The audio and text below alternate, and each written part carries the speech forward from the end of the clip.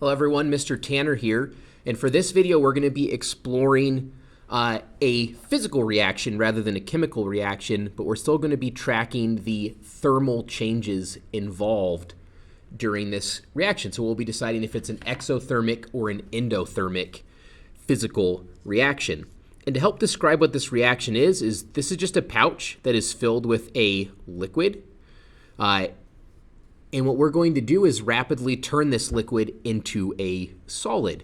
You might have seen videos of this with water. You can find on YouTube videos where people have a liquid bottle of water and then they tap that bottle of water against a wall and the entire bottle freezes almost instantly.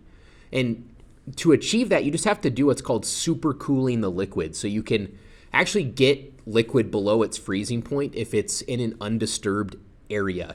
So it's called a super cool liquid, and then you agitate that liquid in the pace of the water, they smack it against a wall or they turn the bottle upside down rapidly, and it creates an agitation point for ice to start forming.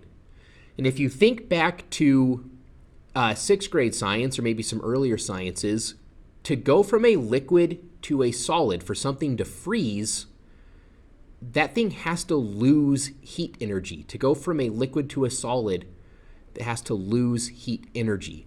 So what we have in here is a supercooled liquid, and there's a little metal disc that allows us to agitate that supercooled liquid, turning it rapidly into a solid.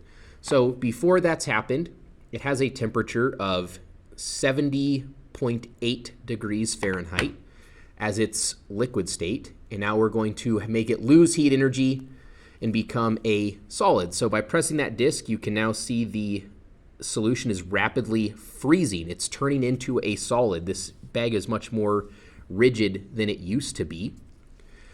And now that it is a solid, we can take another temperature reading.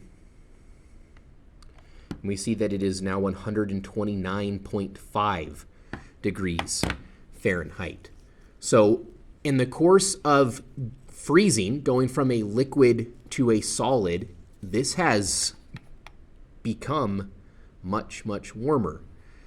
And that may seem really counterintuitive, right? In our everyday life, when we grab something that's frozen, it is colder than something that is a liquid, but we already had a supercooled liquid here. So this liquid was as cold as the solid state would ever be, but it's filled with heat energy still. To maintain being a liquid, that is filled with heat energy. And when it rapidly freezes, it has to very rapidly give off the heat energy that is contained within that liquid, and it gives it to the environment. So once this freezes, it gives all the heat energy that was contained within those liquid molecules, and it gives it off to the environment. So it gives that heat into my hand, and this thermal camera can detect that heat, and it feels much, much warmer because that heat energy has been lost from the liquid once it froze. This is how reusable hand warmers work.